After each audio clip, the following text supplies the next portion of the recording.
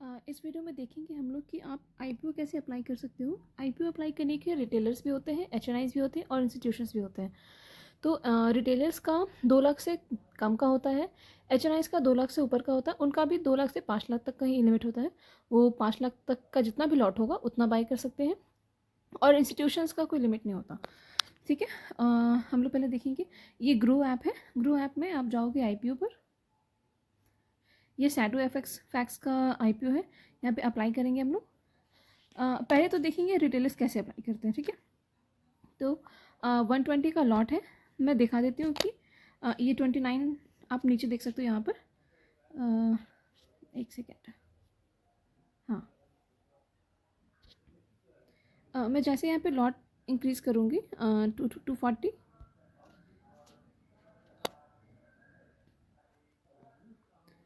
360, 480, अभी 59,000 का ही यहाँ पे हुआ है। आप यहाँ पे देखो 59,000 का। पर जैसे ये 2 लाख पे आएगा यहाँ पे आपका रिटेलर्स के लिए ब्लॉक कर देगा। मैं फिर से दिखाती हूँ आपको। 600, 74,000, 720 लॉट 89,000, 840, 1 लाख। मैं इंक्रीज़ कर रही हूँ मैक्सिमम 193। मे बी एक लॉट और ले ले, नहीं लिया। ठीक है। तो 193, 440 ये अमाउंट 2 लाख से नीचे है। अगर एक लॉट और ऐड करते हैं तो 2 लाख से ऊपर चला जा रहा है, इसलिए ये यहाँ पे देखो मेंशन किया है, apply as H N I to bid above 2 lakhs.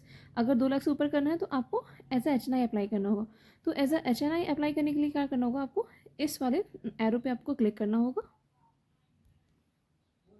यहाँ क्लिक किए, अब यहाँ पे आपको एच एन आई पे क्लिक करना होगा। डन करेंगे तो फिर यहाँ पे आप मैक्सिमम लॉट, ये जो आपको दिखा रहा है मैक्सिमम लॉट, ये आपको 491। इनकेस यहाँ से अगर इंक्रीज़ करते हैं तो आप देखो, bid amount can not be greater than 5 lakhs. तो ये आप एच एन आई में भी 5 लाख से ऊपर नहीं कर सकते। एच एन आई का कैटेगरी है 2 लाख से 5 लाख। अगर 2 लाख से नीचे करते तो वो एच एन आई नहीं होगा, अगर 2 लाख से ऊपर करे तो एच एन आई हो जाएगा। ठीक है। अगर और एज ए एच एन आई में भी ऐसा नहीं कि आपको 5 लैक्स का ही करना है, आप उसे कम भी कर सकते हो। ये मैक्सिमम लॉट करोगे तो ये डिफाइन कर देगा कि मैक्सिमम लॉट में आपको 4,91,000 के अराउंड में आपका फंड लगेगा और लॉट आप इतना लगा सकते हो 3960, मतलब मल्टीपल ऑफ 120, सॉरी। तो आपका हो गया 33 लॉट्स। अब आप इसको कम भी कर सकते हो। ऐसा नहीं कि एच एन आई हो तो आपको एक्यूरेटली 5 लैक्स का ही करना है, आप कम भी कर सकते हैं। ठीक है। ये तो हो गया हमारा लॉट लगाना। इनकेस अगर आपको अप्लाई करना है आईपीओ के लिए तो मैं आगे बता देती हूँ। ये तो मैं डिफाइन की कि आप एच एन आई और रिटेलर्स क्या होता है। सपोज़ एक लॉट लेना है, एक लॉट में आपका 120 शेयर्स है। आप यहाँ पे 120 कर दो। कट ऑफ प्राइस आपको ये हमेशा रखना है, कट ऑफ प्राइस भी, क्योंकि ऐसा ही होता है।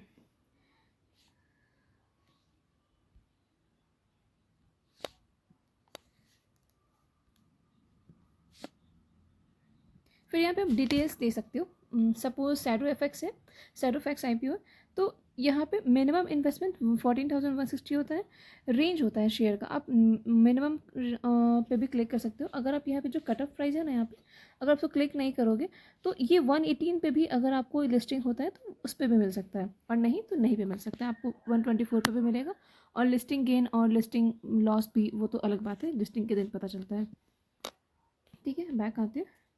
फिर यहाँ पे ग्रो में सबसे अच्छा चीज़ क्या है ना, कि आपको यहाँ पे बहुत चीज़ दिख सकता है कि सपोज ये शेयर कितने टाइम सब्सक्राइब हुआ है, अलॉटमेंट डेट। सारे एप्लीकेशन में ऐसा नहीं होता, तो ग्रो में है ऐसा। ठीक है। अलॉटमेंट डेट, फंड अनब्लॉक इन बैंक अकाउंट और मनी डेबिट, ये आपको डेट बता देगा कि अलॉटमेंट होगा उस दिन आपको फंड आपका रिलीज़ हो जाएगा। और टेंटेटिव लिस्टिंग डेट, मतलब ये टेंटेटिव इसलिए बता रहा है क्योंकि लिस्टिंग डेट में भी एक दिन आगे और पीछे हो सकता है किसी भी रीज़न से। ठीक है। और हाँ, सबसे बेस्ट चीज़ यहाँ पे ना फाइनेंशियल्स का जो ये जो फिगर जो देती है ना, ऐसा जो फिगर होता है ना, ये काफ़ी अच्छा लगता है। मतलब वन एक लुक में आप देख सकते हो कि अच्छा प्रॉफिट में है, लॉस में है, टोटल एसेट क्या है, प्रॉस कॉन्स भी है, आप इसको पढ़ सकते हो किसी भी कंपनी को अप्लाई करने से पहले। इनफैक्ट पढ़ना भी चाहिए किसी भी कंपनी को अप्लाई करने से पहले। ठीक है। अब मैं अप्लाई पे क्लिक कर रही हूँ।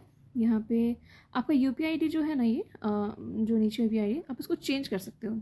इनकेस अगर आपको लगता है कि आप दूसरा यूपीआई आईडी डालना चाहते हो तो आप यहाँ पे ऐड यूपीआई आईडी अपना आईडी डालोगे, यहाँ पे डन करोगे, वो हो जाएगा। ठीक है। मुझे सेम रखना है तो मैं इस यूपीआई आईडी पे क्लिक करूँगी, डन करूँगी, अप्लाई करूँगी और ये एप्लीकेशन रिक्वेस्ट कन्फर्म हो गया। अब आपको इसके बाद क्या होगा कि आपके फ़ोनपे पर, अगर आपका यूपीआई आईडी फ़ोनपे का है या फिर आपका गूगल पे का है, जिस किसी का भी है, तो आप उस पर आपको रिक्वेस्ट जाएगा।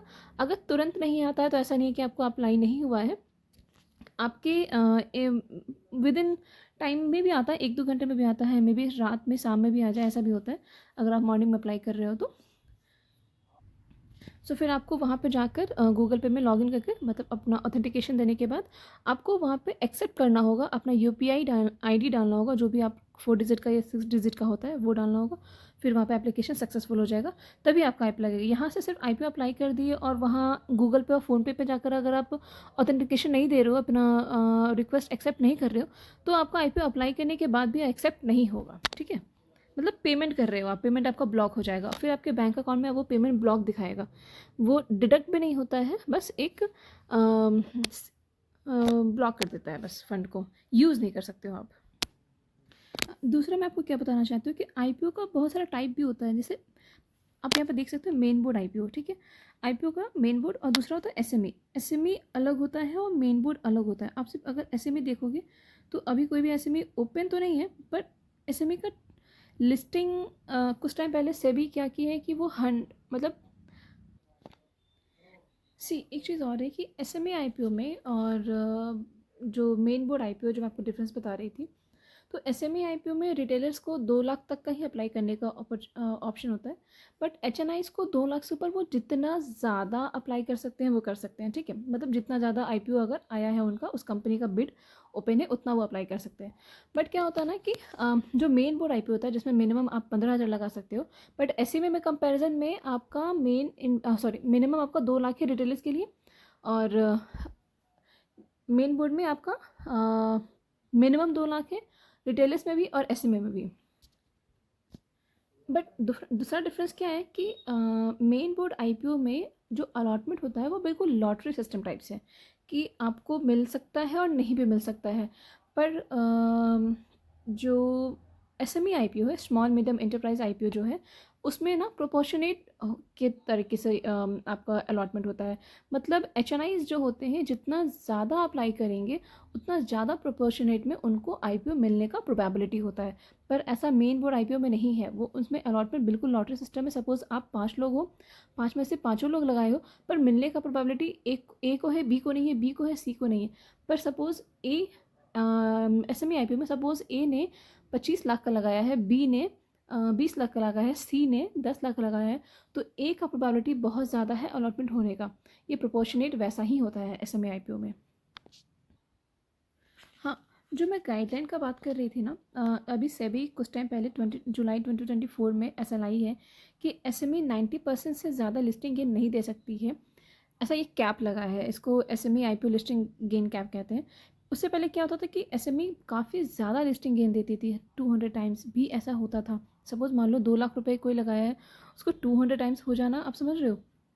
इसलिए उसमें बहुत ज़्यादा इंटरनल ट्रेडिंग या फिर ये सब भी होता होगा, क्योंकि इसमें मैं बताया ना, अलॉटमेंट जो है ना इसका प्रोपोर्शनेट होता है एसएमई वाले में। और लास्ट चीज़, एसएमई आईपीओ में आप मिनिमम 2 लाख, मतलब कि 2 लाख में 2 लॉट भी लगा सकते हो अगर 2 लाख का ऑप्शन है, क्योंकि 99,000 1 लाख ऐसा भी आता है, तो 2 लाख तक आप अप्लाई कर सकते हो, ठीक है। तो ये रहा आपका कुछ डिफरेंसेस एसएमई और मतलब स्मॉल मीडियम एंटरप्राइजेज और मेन बोर्ड आईपीओ में, ठीक है।